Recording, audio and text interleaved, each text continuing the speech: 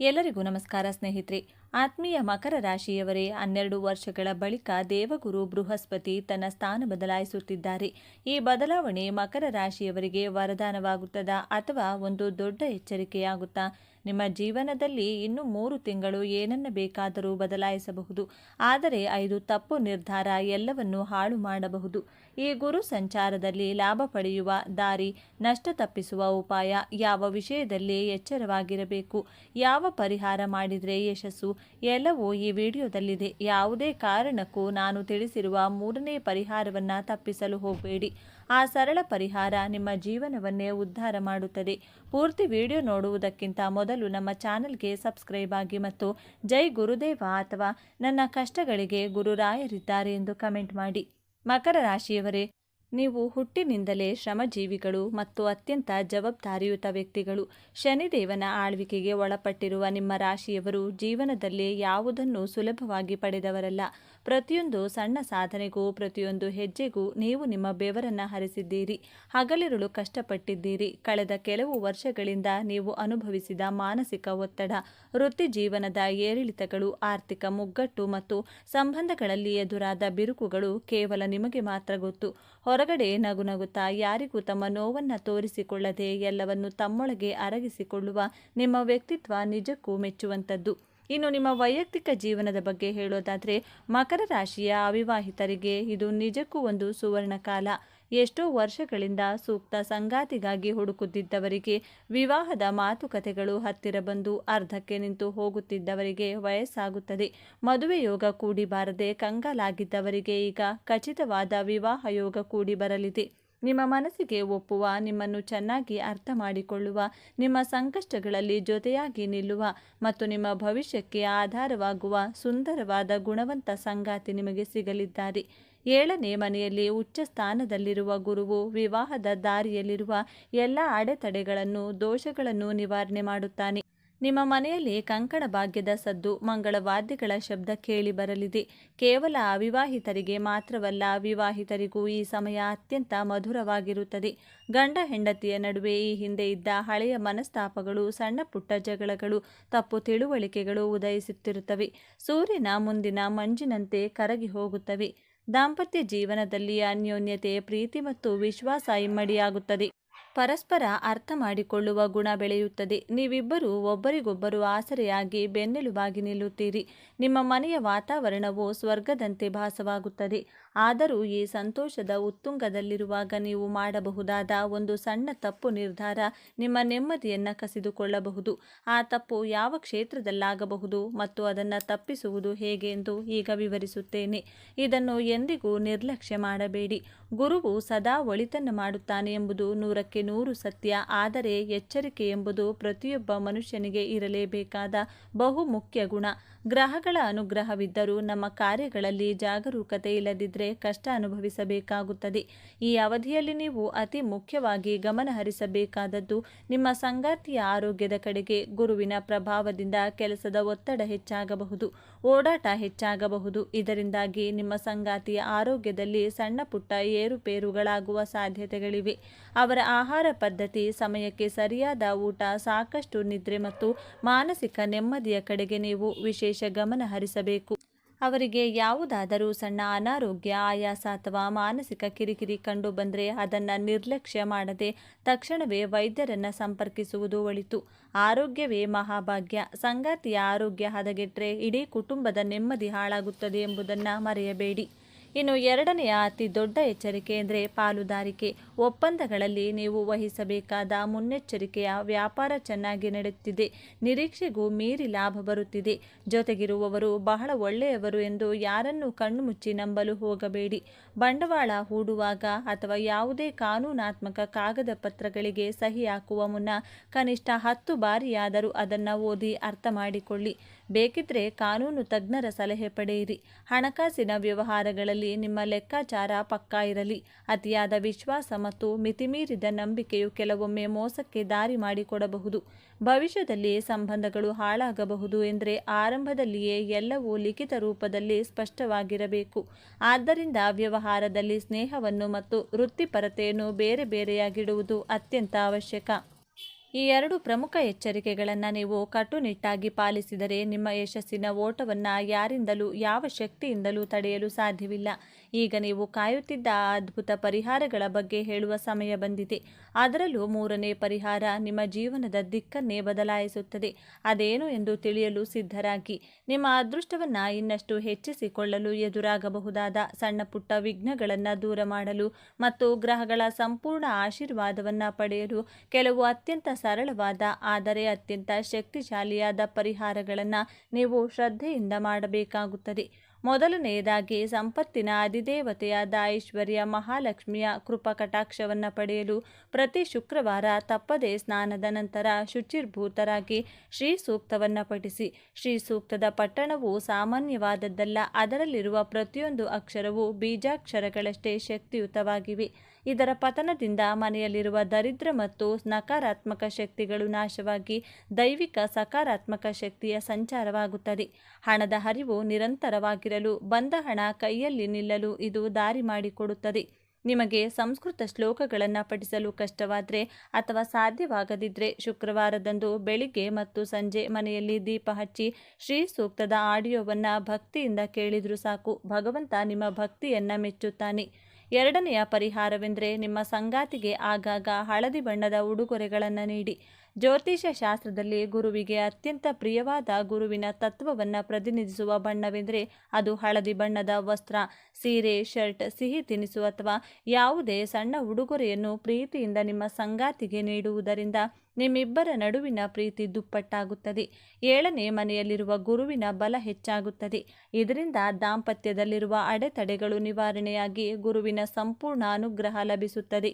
ಇದು ಕೇವಲ ಉಡುಗೊರೆಯಲ್ಲ, ನಿಮ್ಮ ದಾಂಪತ್ಯವನ್ನು ಬಲಪಡಿಸುವ ಮತ್ತು ಗ್ರಹದೋಷಗಳನ್ನು ನಿವಾರಿಸುವ ಒಂದು ಸುಂದರವಾದ ಮತ್ತು ಪ್ರಭಾವಶಾಲಿ ತಂತ್ರ.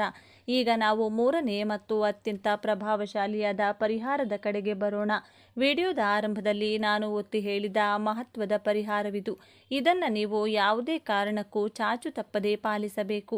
ನಾನು ವಿಡಿಯೋದ ಆರಂಭದಲ್ಲಿ ಉಲ್ಲೇಖಿಸಿದ ಈ ವಿಶೇಷವಾದ ಜೀವನವನ್ನೇ ಬದಲಾಯಿಸುವ ಶಕ್ತಿಯಿರುವ ಮೂರನೇ ಪರಿಹಾರವೇ ಗುರುಮಂತ್ರದ ಜಪ. ನೀವು ಪ್ರತಿದಿನ ಮುಂಚಾನೆ ಎದ್ದು ಸ್ನಾನ ಮುಗಿಸಿ ಶುಚಿರ್ಭೂತರಾಗಿ ನಿಮ್ಮ ಮನೆಯ ದೇವರ ಕೋಣೆಯಲ್ಲಿ ಪ್ರಶಾಂತವಾಗಿ ಕುಳಿತು 108 ಬಾರಿ ಗುರುಮಂತ್ರವನ್ನು ಜಪಿಸಬೇಕು. ಓಂ ಭ್ರೂಂ ಬೃಹಸ್ಪತಯೇ ನಮಃ ಎಂಬ ಈ ಮಂತ್ರವು ಅತ್ಯಂತ ಶಕ್ತಿಶಾಲಿಯಾದದ್ದು. ಜ್ಞಾನ, ಶಾಂತಿ ಮತ್ತು ಸಮೃದ್ಧಿಯ ಸಂಕೇತವಾದ ಈ ಮಂತ್ರವು ನಿಮ್ಮ ಮನಸ್ಸಿನಲ್ಲಿರುವ ಎಲ್ಲ ಗೊಂದಲಗಳನ್ನು ನಿವಾರಿಸುತ್ತದೆ. ಕಠಿಣ ಪರಿಸ್ಥಿತಿಗಳಲ್ಲಿ ನಿಮಗೆ ಸರಿಯಾದ ನಿರ್ಧಾರಗಳನ್ನು ತೆಗೆದುಕೊಳ್ಳುವ ಅದ್ಭುತ ಶಕ್ತಿಯನ್ನು ಮತ್ತು ವಿವೇಚನೆಯನ್ನು ನೀಡುತ್ತದೆ. ಈ ಮಂತ್ರದ ನಿರಂತರ ಜಪದಿಂದ ನಿಮ್ಮ ದೇಹದ ಸುತ್ತಲೂ ಮತ್ತು ನಿಮ್ಮ ಮನೆಯ ಸುತ್ತಲೂ ಒಂದು ದೈವಿಕ ರಕ್ಷಣಾ ಕವಚ ನಿರ್ಮಾಣವಾಗುತ್ತದೆ. ಯಾವುದೇ ಕಷ್ಟಗಳು, ಅಡೆತಡೆಗಳು, ಶತ್ರುಗಳ ಕಾಟ ಬಂದರೂ ಅದನ್ನು ಎದುರಿಸಿ ನಿಲ್ಲುವ ಶಕ್ತಿ ನಿಮ್ಮೊಳಗೆ ಜಾಗೃತವಾಗುತ್ತದೆ. ದಯವಿಟ್ಟು ಈ ಮಂತ್ರ ಜಪವನ್ನು ಕೇವಲ ಒಂದು ಆಚರಣೆಯಾಗಿರದೆ ನಿಮ್ಮ ದಿನಚರಿಯ ಒಂದು ಅವಿಭಾಜ್ಯ ಭಾಗವನ್ನಾಗಿಸಿಕೊಳ್ಳಿ. ಇನ್ನು ನಾಲ್ಕನೆಯ ಮತ್ತು ಕೊನೆಯ ಪರಿಹಾರವೆಂದರೆ ಪ್ರತಿ ಗುರುವಾರದಂದು ಗಂಡ ಮತ್ತು ಹೆಂಡತಿ ಇಬ್ಬರೂ ಒಟ್ಟಿಗೆ ಸೇರಿ ಹತ್ತಿರದ ಯಾವುದಾದರೂ ಗುರುವಿನ ದೇವಸ್ಥಾನ, ರಾಘವೇಂದ್ರ ಸ್ವಾಮಿಗಳ ಮಠ ಅಥವಾ ನಿಮ್ಮ ಇಷ್ಟ ದೇವತೆಯ ದೇವಸ್ಥಾನಕ್ಕೆ ಭೇಟಿ ನೀಡಿ ದೇವರ ದರ್ಶನ ಪಡೆಯುವುದು. ದಂಪತಿಗಳಾಗಿ ದೇವಸ್ಥಾನಕ್ಕೆ ಹೋಗುವುದರಿಂದ ನಿಮ್ಮ ನಡುವಿನ ಆಧ್ಯಾತ್ಮಿಕ ಬಂಧ ಗಟ್ಟಿಯಾಗುತ್ತದೆ. ದೇವರ ಸನ್ನಿಧಿಯಲ್ಲಿ ಆ ಪವಿತ್ರ ವಾತಾವರಣದಲ್ಲಿ ಕಳೆಯುವ ಆ ಕೆಲವು ನಿಮಿಷಗಳು ನಿಮ್ಮ ಇಡೀ ವಾರದ ಆಯಾಸವನ್ನು, ಮಾನಸಿಕ ಒತ್ತಡವನ್ನು ಸಂಪೂರ್ಣವಾಗಿ ದೂರ ಮಾಡುತ್ತದೆ. ಬದುಕು ಎಂಬುದು ಒಂದು ಸುಂದರವಾದ ಪಯಣ. ನಾವು ಮಾಡುವ ಕರ್ಮಗಳಿಗೆ ತಕ್ಕಂತೆ ನವಗ್ರಹಗಳು ನಮಗೆ ಕಾಲಕಾಲಕ್ಕೆ ಫಲಗಳನ್ನು ನೀಡುತ್ತವೆ. ನಿಮ್ಮ ರಾಶ್ಯಾಧಿಪತಿಯಾದ ಶನಿಯು ಕರ್ಮದ ನ್ಯಾಯಾಧೀಶನಾದರೆ ನಿಮ್ಮ 7ನೇ ಮನೆಗೆ ಬಂದಿರುವ ಗುರುವು ಕರುಣೆಯ ಸಾಗರ. ನೀವು ಇದುವರೆಗೆ ಮಾಡಿದ ಕಠಿಣ ಪರಿಶ್ರಮ, ನೀವು ಮಾಡಿದ ತ್ಯಾಗ ಮತ್ತು ನಿಮ್ಮ ಪ್ರಾಮಾಣಿಕತೆಗೆ ಈಗ ಈ ದೇವಗುರು ತಕ್ಕ ಬೆಲೆ ಕಟ್ಟಲಿದ್ದಾನೆ. ಈ ಹಿಂದಿನ 12 ವರ್ಷಗಳ ಕಾಲಚಕ್ರದಲ್ಲಿ ನೀವು ಸಾಕಷ್ಟು ಕಳೆದುಕೊಂಡಿರಬಹುದು, ಹಲವಾರು ಕಹಿ ಘಟನೆಗಳನ್ನು ಎದುರಿಸಿರಬಹುದು, ಜೀವನದ ಅನೇಕ ಕಠಿಣ ಪಾಠಗಳನ್ನು ಕಲಿತಿರಬಹುದು. ನಿಮಗೆ ಯಾರು ನಿಜವಾದ ಆಪ್ತರು, ಯಾರು ಮುಖವಾಡ ಹಾಕಿಕೊಂಡಿರುವ ಶತ್ರುಗಳು, ಕಷ್ಟ ಬಂದಾಗ ಯಾರು ಜೊತೆಗಿರುತ್ತಾರೆ ಎಂಬ ಸ್ಪಷ್ಟವಾದ ಅರಿವು ಈಗ ನಿಮಗಿದೆ. ಈ ಸುದೀರ್ಘ ಅನುಭವವೇ ನಿಮ್ಮ ಮುಂದಿನ ಬದುಕಿಗೆ ಅತಿ ದೊಡ್ಡ ಬಂಡವಾಳ. ಗುರುವಿನ ಈ ಉಚ್ಚ ಸ್ಥಿತಿಯು ನಿಮ್ಮಲ್ಲಿರುವ ಸೂಕ್ತ ಪ್ರತಿಭೆಯನ್ನು ಹೊರತರಲು, ನಿಮ್ಮ ಅಂತರಂಗದ ಆಸೆಗಳನ್ನು ಈಡೇರಿಸಿಕೊಳ್ಳಲು ಒಂದು ಅದ್ಭುತವಾದ ವೇದಿಕೆಯನ್ನು ಕಲ್ಪಿಸಿಕೊಡುತ್ತಿದೆ. ವಿಡಿಯೋವನ್ನು ಇಲ್ಲಿಯವರೆಗೆ ಅತ್ಯಂತ ತಾಳ್ಮೆಯಿಂದ ಮತ್ತು ಆಸಕ್ತಿಯಿಂದ ನೋಡಿದ್ದಕ್ಕಾಗಿ ನಿಮಗೆಲ್ಲರಿಗೂ ಹೃದಯಪೂರ್ವಕ ಧನ್ಯವಾದಗಳು. ನಾನು ಆ ಭಗವಂತನಲ್ಲಿ ಕಳಕಳಿಯಿಂದ ಪ್ರಾರ್ಥಿಸುತ್ತೇನೆ. ದಯವಿಟ್ಟು ನಮ್ಮ ಚಾನಲ್ಗೆ ಈಗಲೇ ಸಬ್ಸ್ಕ್ರೈಬ್ ಆಗಿ. ಈ ವಿಡಿಯೋದಲ್ಲಿ ನೀಡಲಾದ ಮಾಹಿತಿ ನಿಮಗೆ ಇಷ್ಟವಾಗಿದ್ದರೆ, ನಿಮ್ಮ ಮನಸ್ಸಿಗೆ ನಾಟಿದರೆ ಖಂಡಿತವಾಗಿ ಒಂದು ಲೈಕ್ ಮಾಡಿ. ಕಮೆಂಟ್ ಬಾಕ್ಸ್ನಲ್ಲಿ ಜೈ ಗುರುದೇವ ಅಥವಾ ನನ್ನ ಕಷ್ಟಗಳಿಗೆ ಗುರುರಾಯರಿದ್ದಾರೆ ಎಂದು ಬರೆಯುವುದನ್ನು ಯಾವುದೇ ಕಾರಣಕ್ಕೂ ಮರೆಯಬೇಡಿ. ರಾಶಿ ಚಕ್ರದಲ್ಲಿ ಅತಿ ಹೆಚ್ಚು ಸಹನೆ ಮತ್ತು ಪರಿಶ್ರಮ ಇರುವ ರಾಶಿ ಯಾವುದಾದರೂ ಇದ್ದರೆ ಅದು ಮಕರ ರಾಶಿ ಮಾತ್ರ. ಆದರೆ ಕಳೆದ 7.5 ವರ್ಷಗಳಿಂದ ನೀವು ನಡೆದ ಹಾದಿ ಹೂವಿನ ಹಾಸಿಗೆಯಲ್ಲ, ಅದು ಮುಳ್ಳಿನ ಹಾದಿ. ಕಳೆದ ಕೆಲವು ವರ್ಷಗಳನ್ನೊಮ್ಮೆ ತಿರುಗಿ ನೋಡಿ. ನೀವು ಯಾರಿಗೆ ಒಳ್ಳೆಯದು ಮಾಡಲು ಹೋದರೂ ಅವರೇ ನಿಮಗೆ ವಿಷ ಉಣಿಸಿದರು. ನಿಮ್ಮ ಪ್ರಾಮಾಣಿಕತೆಯನ್ನು ಜನ ದಡ್ಡತನ ಎಂದು ಕರೆದರು. ಕುಟುಂಬಕ್ಕಾಗಿ, ಮಕ್ಕಳಿಗಾಗಿ ಅಥವಾ ಪ್ರೀತಿಸಿದವರಿಗಾಗಿ ನೀವು ನಿಮ್ಮ ಆಸೆಗಳನ್ನು ಹೊಂದಿದ್ದೀರಾ, ತ್ಯಾಗ ಮಾಡಿದ್ದೀರಾ. ಆದರೆ ಫಲ ಸಿಕ್ಕಿದ್ದು ಏನು? ಕೇವಲ ಅವಮಾನ, ಸಾಲ ಮತ್ತು ಒಂಟಿತನ. ನಾನು ಎಷ್ಟೇ ಕಷ್ಟಪಟ್ಟರೂ ದೈವ ನನ್ನ ಕೈ ಹಿಡಿಯಲ್ವಾ ಅಂತ ನೀವು ದೇವರನ್ನೇ ಪ್ರಶ್ನಿಸಿದ ದಿನಗಳಿರಬಹುದು. ರಾತ್ರಿ ಹೊತ್ತು ಅತಿ ಹೆಚ್ಚು ಅತ್ತವರು ನೀವೇ ಇರಬಹುದು. ಯಾಕೆಂದರೆ ನಿಮ್ಮ ರಾಶ್ಯಾಧಿಪತಿಯು ಶನಿ ಮತ್ತು ಕಳೆದ 7 ವರ್ಷಗಳಿಂದ ನೀವು 7.5 ಶನಿಯ ಕಪಿಮುಷ್ಟಿಯಲ್ಲಿ ಬೆಂದು ಹೋಗಿದ್ದೀರಿ. ಕೆಲಸ ಹೋಯಿತು, ಬಿಸ್ನೆಸ್ ಲಾಸ್ ಆಯಿತು, ಆರೋಗ್ಯ ಕೈಕೊಟ್ಟಿತು. ಆದರೆ ಮಕರ ರಾಶಿಯವರೇ, ಎದೆ ಮುಟ್ಕೊಂಡು ಹೇಳ್ತೇನೆ ಕೇಳಿ, ಕತ್ತಲೆ ಎಷ್ಟೇ ದಟ್ಟವಾಗಿದ್ದರೂ ಸೂರ್ಯ ಹುಟ್ಟೋದನ್ನು ತಡೆಯೋಕೆ ಯಾರಿಂದಲೂ ಸಾಧ್ಯವಿಲ್ಲ. ಹೌದು, ನಿಮ್ಮ ಪಾಲಿಗೆ ಕರ್ಮಫಲ ಸಿಗುವ ವರ್ಷ 7.5. ಶನಿಯು ನಿಮ್ಮನ್ನು ಬಿಟ್ಟು ಹೋಗುವ ಅಂತಿಮ ಹಂತವಿದು. ಶನಿಯ ಮಹಾತ್ಮ ಹೋಗುವಾಗ ಬರಿಗೈಲಿ ಹೋಗಲ್ಲ. ತಾನು ಇಷ್ಟು ವರ್ಷ ಪರೀಕ್ಷಿಸಿದ ಭಕ್ತನಿಗೆ ಸಾಮ್ರಾಜ್ಯವನ್ನು ಕೊಟ್ಟು ಹೋಗ್ತಾನೆ. ನೀವು ಕಳೆದುಕೊಂಡ ಹಣ, ಕಳೆದುಕೊಂಡ ಗೌರವ ಮತ್ತು ನಿಮ್ಮನ್ನು ಬಿಟ್ಟು ಹೋದ ನೆಮ್ಮದಿ ಎಲ್ಲವೂ ಬಡ್ಡಿ ಸಮೇತ ವಾಪಸ್ ಬರುವ ಸಮಯ ಹತ್ತಿರ ಬಂದಿದೆ. ಆದರೆ ಶನಿದೇವನ ಈ ಸಂಪೂರ್ಣ ಕೃಪೆ ನಿಮಗೆ ಸಿಗಬೇಕು ಅಂದರೆ ಮತ್ತು ನೀವು ಅಂದುಕೊಂಡಿದ್ದನ್ನು ಸಾಧಿಸಬೇಕು ಅಂದರೆ ನೀವು ಜ್ಯೋತಿಷ್ಯ ಶಾಸ್ತ್ರದ ಈ 5 ಕಠಿಣ ರಹಸ್ಯಗಳನ್ನು ಪಾಲಿಸಲೇಬೇಕು. ಇದು ಕೇವಲ ಮಾಹಿತಿಯಲ್ಲ, ಇದು ನಿಮ್ಮ ಬದುಕನ್ನು ಬದಲಿಸುವ ಸಂವಿಧಾನ. ದಯವಿಟ್ಟು ವಿಡಿಯೋವನ್ನು ಸ್ಕಿಪ್ ಮಾಡಬೇಡಿ, ಯಾಕಂದರೆ ಇಲ್ಲಿವರೆಗೂ ಒಂದು ಸೂತ್ರ ನಿಮ್ಮ ಜೀವನದ ದಿಕ್ಕನ್ನೇ ಬದಲಿಸಬಹುದು. ಮುಂದೆ ಹೋಗೋದಕ್ಕೂ ಮುನ್ನ ಒಂದು ಸಣ್ಣ ವಿನಂತಿ. ಜ್ಞಾನ ಮತ್ತು ಪರಿಹಾರಗಳನ್ನು ಹಂಚುವ ಈ ಪುಣ್ಯದ ಕೆಲಸಕ್ಕೆ ನಿಮ್ಮದೊಂದು ಬೆಂಬಲ ಬೇಕು. ದಯವಿಟ್ಟು ಈಗಲೇ ನಮ್ಮ ಚಾನಲ್ಗೆ ಸಬ್ಸ್ಕ್ರೈಬ್ ಮಾಡಿ ಮತ್ತು ಬೆಲ್ ಐಕಾನನ್ನು ಒತ್ತಿ. ಇದರಿಂದ ನಿಮ್ಮ ಮುಂದಿನ ದೈವಿಕ ರಹಸ್ಯಗಳು ನಿಮಗೆ ತಪ್ಪದೇ ಸಿಗುತ್ತವೆ. ಎಲ್ಲರೂ ಭಕ್ತಿಯಿಂದ ಓಂ ಶ್ರೀ ಶನೇಶ್ವರ ನಮಃ ಅಂತ ಕಮೆಂಟ್ ಮಾಡಿ. ಸ್ನೇಹಿತರೆ, ಮಕರ ರಾಶಿಯವರು ರಾಜಯೋಗ ಅನುಭವಿಸುವ ಸಮಯ ಈಗ. ಆದರೆ ಅದಕ್ಕೆ ಶನಿ ಹಾಕುವ ಷರತ್ತುಗಳೇನು? ಬನ್ನಿ, ನಿಮ್ಮ ದುರದೃಷ್ಟವನ್ನು ಸುಟ್ಟು ಬೂದಿ ಮಾಡುವ 5 ರಹಸ್ಯಗಳು ಯಾವುವು ಅಂತ ನೋಡೋಣ. ಮೊದಲನೇ ಮಹಾರಹಸ್ಯ. ಮಕರ ರಾಶಿಯವರಿಗೆ ಶನಿದೇವನು ರಾಶ್ಯಾಧಿಪತಿ. ಶನಿಯು ಕುಂಭ ರಾಶಿಯಿಂದ ಮೀನ ರಾಶಿಗೆ ಕಡೆಗೆ ಪ್ರಯಾಣ ಬೆಳೆಸುವ ಸಿದ್ಧತೆಯಲ್ಲಿರುತ್ತಾನೆ. ಈ ಸಮಯದಲ್ಲಿ ನೀವು ಮಾಡಬೇಕಾದ ಅತ್ಯಂತ ಶಕ್ತಿಶಾಲಿ ಕೆಲಸವೆಂದರೆ ಶಮಿ ವೃಕ್ಷದ ಪೂಜೆ, ಅಂದರೆ ಬನ್ನಿ ಮರದ ಪೂಜೆ. ಪುರಾಣಗಳಲ್ಲಿ ಪಾಂಡವರು ಅಜ್ಞಾತವಾಸ ಮುಗಿಸುವಾಗ ತಮ್ಮ ಆಯುಧಗಳನ್ನು ಬನ್ನಿ ಮರದಲ್ಲಿ ಬಚ್ಚಿಟ್ಟಿದ್ದರು. ಹಾಗೆಯೇ ನಿಮ್ಮ ಅಜ್ಞಾತವಾಸ ಈಗ ಮುಗಿಯುತ್ತಿದೆ. ಪ್ರತಿ ಶನಿವಾರ ಸಂಜೆ ಬನ್ನಿ ಮರದ ಬುಡದಲ್ಲಿ ಸಾಸಿವೆ ಎಣ್ಣೆಯ ದೀಪ ಹಚ್ಚಿ. ಸಾಧ್ಯವಾದರೆ ಬನ್ನಿ ಮರದ ಎಲೆಗಳನ್ನು ಶಿವನ ದೇವಸ್ಥಾನಕ್ಕೆ ಹೋಗಿ ಶಿವಲಿಂಗಕ್ಕೆ ಅರ್ಪಿಸಿ ಓಂ ನಮಃ ಶಿವಾಯ ಎಂದು 108 ಬಾರಿ ಜಪಿಸಿ. ನೆನಪಿಡಿ, ಶನಿದೇವನು ಶಿವನ ಪರಮ ಭಕ್ತ. ಯಾರು ಶಿವನಿಗೆ ಬನ್ನಿ ಎಲೆ ಅರ್ಪಿಸುತ್ತಾರೋ ಅವರನ್ನು ಶನಿದೇವನು ಕಣ್ರೆಪ್ಪೆಯಂತೆ ಕಾಪಾಡುತ್ತಾನೆ. ಇದು ನಿಮ್ಮ ಸಾಲದ ಬಾಧೆಯನ್ನು ಮತ್ತು ಕೋರ್ಟು ಕಚೇರಿ ಅಲೆದಾಟವನ್ನು ಸಂಪೂರ್ಣವಾಗಿ ನಿಲ್ಲಿಸುತ್ತದೆ. ಎರಡನೇ ರಹಸ್ಯ. ಮಕರ ರಾಶಿಯವರು ಹುಟ್ಟಿರೋದೇ ಕೆಲಸ ಮಾಡೋದಕ್ಕೆ. ನೀವು ಕರ್ಮಯೋಗಿಗಳು. ಆದರೆ ನೀವು ಎಚ್ಚರದಿಂದಿರಬೇಕಾದ ವಿಷಯವೆಂದರೆ ಕೇಳ ಹಂತದ ಸೌಕರರ ಜೊತೆಗಿನ ನಡವಳಿಕೆ.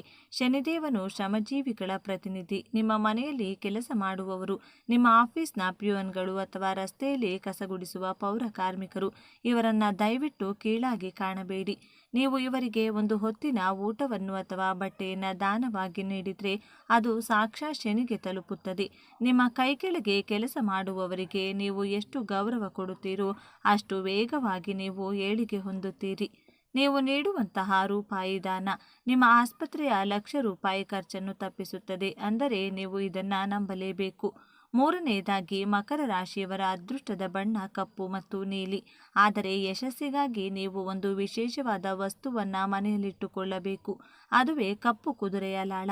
ಅದನ್ನು ನಿಮ್ಮ ಮನೆಯ ಮುಖ್ಯದ್ವಾರದ ಮೇಲೆಯೂ ಆಕಾರದಲ್ಲಿ ಮೇಲ್ಮುಖವಾಗಿ ನೇತು ಹಾಕಿ. ಇದು ನಿಮ್ಮ ಮನೆಗೆ ಬರುವ ದೃಷ್ಟಿದೋಷವನ್ನು ತಡೆದು ನಕಾರಾತ್ಮಕ ಶಕ್ತಿಯನ್ನು ಒಳಗೆ ಬರದಂತೆ ನೋಡಿಕೊಳ್ಳುತ್ತದೆ. ಅಥವಾ ಶನಿವಾರದಂದು ಬಲಗೈ ಮಧ್ಯದ ಬೆರಳಿಗೆ ಕಬ್ಬಿಣದ ಉಂಗುರವನ್ನು ಧರಿಸಿ. ಇದು ನಿಮ್ಮ ಮನಸ್ಸಿನ ಸ್ಥಿರತೆಯನ್ನು ಹೆಚ್ಚಿಸುತ್ತದೆ. ಮಕರ ರಾಶಿಯವರು ತೀರಾ ಭಾವುಕರು. ಸಣ್ಣ ವಿಷಯಕ್ಕೂ ಕುಗ್ಗಿ ಹೋಗ್ತೀರಾ. ಈ ಉಂಗುರ ನಿಮ್ಮ ಮನಸ್ಸಿನ ಕಲ್ಲಿನಂತಹ ಧೈರ್ಯವನ್ನು ನೀಡುತ್ತದೆ. ನಾಲ್ಕನೇ ರಹಸ್ಯ, ನಿಮ್ಮ ಆರೋಗ್ಯದ ಕಡೆಗೆ ಸ್ವಲ್ಪ ಗಮನಿಸಬೇಕು. ವಿಶೇಷವಾಗಿ ಮೊಣಕಾಲು ಮತ್ತು ಮೂಳೆಗಳಿಗೆ ಸಂಬಂಧಿಸಿದ ಸಮಸ್ಯೆಗಳು ಬಂದು ಹೋಗಬಹುದು. ಇದಕ್ಕೆ ರಾಮಬಾಣ ಎಂದರೆ ದಶರಥ ಕೃತ ಶನಿ ಸ್ತೋತ್ರ. ಪ್ರತಿ ಶನಿವಾರ ಸಂಜೆ ಮನೆಯಲ್ಲಿ ದೀಪ ಹಚ್ಚಿ ದಶರಥ ಮಹಾರಾಜನು ಶನಿಯನ್ನು ಒಲಿಸಿಕೊಳ್ಳಲು ಹಾಡಿದ ಈ ಸ್ತೋತ್ರವನ್ನು ಕೇಳಿ ಅಥವಾ ಪಠಿಸಿ. ಯಾರು ಈ ಸ್ತೋತ್ರವನ್ನು ಭಕ್ತಿಯಿಂದ ಕೇಳ್ತಾರೋ ಅಂಥವರ ಶರೀರವನ್ನು ಯಾವ ರೋಗವೂ ಬಾಧಿಸುವುದಿಲ್ಲ ಎಂದು ಸ್ವತಃ ಶನಿಯೇ ವರ ನೀಡಿದ್ದಾನೆ. ನಿಮ್ಮ ಔಷಧಿ ಖರ್ಚು ಕಡಿಮೆಯಾಗಬೇಕು ಅಂದರೆ ಈ ಸ್ತೋತ್ರವನ್ನು ನಿಮ್ಮ ಜೀವನದ ಭಾಗ ಮಾಡಿಕೊಳ್ಳಿ. ಐದನೇ ಮತ್ತು ಅಂತಿಮ ರಹಸ್ಯ, ಸ್ನೇಹಿತರೆ, ಮಕರ ರಾಶಿಯವರ ದೊಡ್ಡ ಶತ್ರುವೇ ಅತಿಯಾದ ಯೋಚನೆ. ನಡೆದದ್ದನ್ನೇ ನೆನೆಸಿಕೊಂಡು ಕೊರಗುವುದು ನಿಮ್ಮ ಸ್ವಭಾವ. ನೀವು ಗೆಲ್ಲಲೇಬೇಕು ಅಂದರೆ ನಿನ್ನೆಗಳ ಬಗ್ಗೆ ಯೋಚಿಸುವುದನ್ನು ಬಿಟ್ಟು ನಾಳೆಗಳ ಬಗ್ಗೆ ಕೆಲಸ ಮಾಡಿ. ಶನಿವಾರದಂದು ಯಾರ ಹತ್ತಿರವೂ ಸುಳ್ಳು ಹೇಳಬೇಡಿ, ಮೋಸ ಮಾಡಬೇಡಿ ಮತ್ತು ಮುಖ್ಯವಾಗಿ ಶನಿವಾರದಂದು ಎಣ್ಣೆ ಸ್ನಾನ ಮಾಡಿ. ಕಾಗೆಗಳಿಗೆ ಅನ್ನವನ್ನು ಇಡಿ. ಕಾಗೆಯು ನಿಮ್ಮ ಪೂರ್ವಜರ ಸ್ವರೂಪ ಎಂದು ನಂಬಲಾಗುತ್ತದೆ. ಕಾಗೆ ಹಾಗೆ ಬಂದು ನೀವು ಇಟ್ಟ ಅನ್ನವನ್ನು ಮುಟ್ಟಿದರೆ ನಿಮ್ಮ ಪಿತೃಗಳ ಆಶೀರ್ವಾದ ನಿಮಗೆ ಸಿಕ್ಕಂತೆ. ಪಿತೃಗಳ ಆಶೀರ್ವಾದ ಇದ್ದರೆ ಎಂಥದ್ದೇ ಶಾಪವಿದ್ದರೂ ಅದು ನಿಮ್ಮನ್ನು ಮುಟ್ಟುವುದಿಲ್ಲ. ನೀವು ಮಣ್ಣು ಮುಟ್ಟಿದರೂ ಚಿನ್ನವಾಗುವ ಯೋಗ ಬರಬೇಕಂದ್ರೆ ಕಾಗೆಗಳಿಗೆ ಮತ್ತು ಮೂಕ ಪ್ರಾಣಿಗಳಿಗೆ ಆಹಾರ ನೀಡುವುದನ್ನು ಮರೆಯಬೇಡಿ. ಮಕರ ರಾಶಿಯವರೇ, ಎದ್ದೇಳಿ, ನಿಮಗಾಗಿ ಕಾಯುತ್ತಿದೆ. ನಿಮ್ಮ ಸೋಲುಗಳೇ ನಿಮ್ಮ ಗೆಲುವಿನ ಮೆಟ್ಟಿಲುಗಳು. ಇಷ್ಟು ದಿನ ಜನರು ನಿಮ್ಮನ್ನು ಆಡಿಕೊಂಡಿರಬಹುದು, ಇವನ ಕತೆ ಮುಗೀತು ಎಂದು ಟೀಕಿಸಿರಬಹುದು. ಆದರೆ ಈಗ ಆಟ ಬದಲಾಗುವ ಸಮಯ. ಶನಿ ಮಹಾತ್ಮ ನಿಮ್ಮನ್ನು ಬೂದಿಯಿಂದ ಎಬ್ಬಿಸಿ ಚಿನ್ನದಂತೆ ಹೊಳೆಯುವಂತೆ ಮಾಡಲಿದ್ದಾನೆ. ಇನ್ನು ಈ ಮಕರ ರಾಶಿಯವರನ್ನು ಯಾರೂ ಸಹ ಈಸಿಯಾಗಿ ಮೋಸ ಮಾಡೋಕ್ಕಾಗಲ್ಲ. ಇದೇ ತಾನೇ ದೇವರು ಕೊಡಬೇಕಾಗಿರುವ ಮೇನ್ ವರಗಳು. ಯಾವುವೆಂದರೆ, ಇವರು ಯಾರೊಬ್ಬರನ್ನೂ ಸಹ ಈಸಿಯಾಗಿ ನಂಬುವುದಿಲ್ಲ. ಹಾಗೆಯೇ ಯಾರ ಬಗ್ಗೆ ಏನೇ ವಿಚಾರವಿರಲಿ ಅದನ್ನು ಅವರು ಸಾಧ್ಯವಾದಷ್ಟು ಬೇಗ ತಿಳ್ಕೊಂಡ್ಬಿಡ್ತಾರೆ.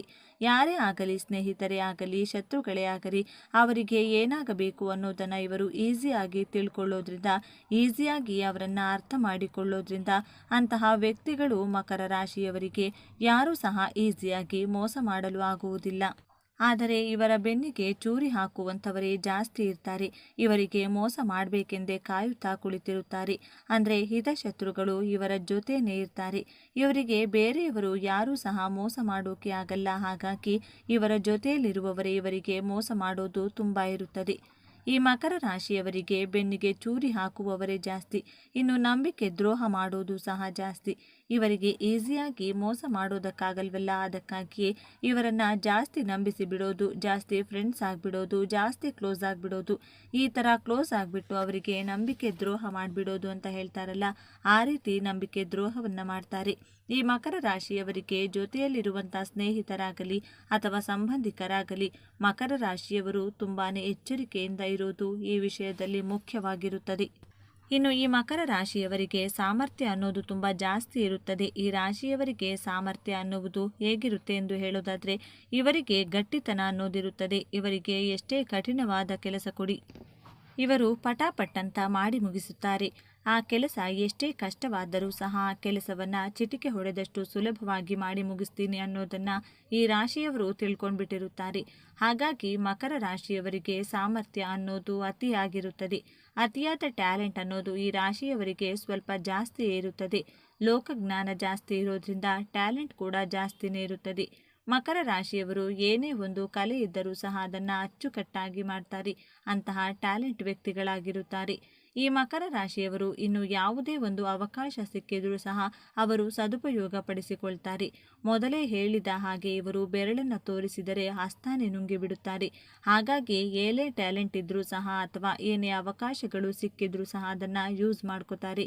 ಆದ್ದರಿಂದ ನಾನು ಯಾವ ರೀತಿ ಶಾರ್ಟ್ಕಟ್ಟಲ್ಲಿ ಹಣ ಸಂಪಾದನೆ ಮಾಡಬೇಕು ಅನ್ನೋದನ್ನು ಸಹ ಈ ರಾಶಿಯವರು ತಿಳಿದುಕೊಂಡಿರುತ್ತಾರೆ ಎಂದೇ ಹೇಳ್ಬೋದು. ಮೇಲೆ ಹೇಳಿದ ಈ 5 ರಹಸ್ಯಗಳನ್ನು ಶ್ರದ್ಧೆಯಿಂದ ಪಾಲಿಸಿ ಧರ್ಮದ ದಾರಿಯಲ್ಲಿ ನಡೆಯಿರಿ. ನಿಮ್ಮ ಪ್ರಾಮಾಣಿಕ ಪ್ರಯತ್ನಕ್ಕೆ ಆ ಭಗವಂತನ ಆಶೀರ್ವಾದ ಖಂಡಿತ ಸಿಗುತ್ತದೆ.